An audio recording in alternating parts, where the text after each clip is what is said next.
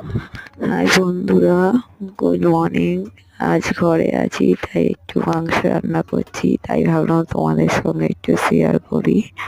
দেখো, আজ ডিউটি যাইনি, অ্যাকচুয়ালি শরীরটাও ভালো না, এবং কালকে একজন রিলেটিভ খুব অসুস্থ ছিল, তার বাড়িতেই গেছিলাম। তো আস্তে আস্তে রাতও হয়ে গেছে, তাই আজ ডিউটি যাইনি, ঘরেই ছিলাম।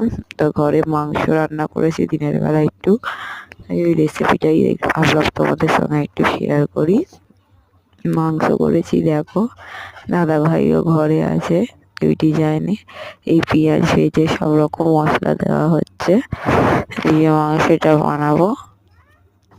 তো পুরো ভিডিওটা দিতে পারিনি, মাংস যেইটুকুনি পারলাম সেইটুকুনি দিলাম। দেখো কিরকম হয়েছে, ভালো লাগলে লাইক করো, কমেন্ট করো, আর চ্যানেলটাকে সাবস্ক্রাইব করে দিও। পেঁয়াজ বেটে মশলা দিয়ে মানে পেঁয়াজ ভেজে মশলা দিয়ে আদা রসুন পেস্ট দিয়ে মশলাটাকে কষানো হচ্ছে। একটু মশলাটা কষে যাক, এদিকে মাংসটা ম্যারিনেট করে রেখেছি, আর এই মশলাটা একটু ভাজা ভাজা হয়ে এসছে।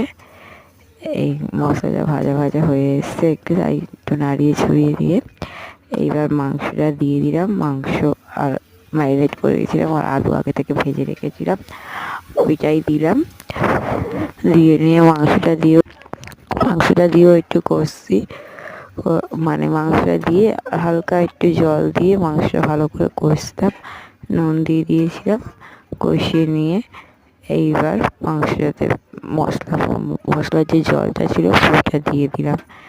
ব্যাস হয়ে গেছিলো। তারপরে গরম গরম খেয়েছিলাম ভাত দিয়ে, খুব সুন্দর লেগেছিলো।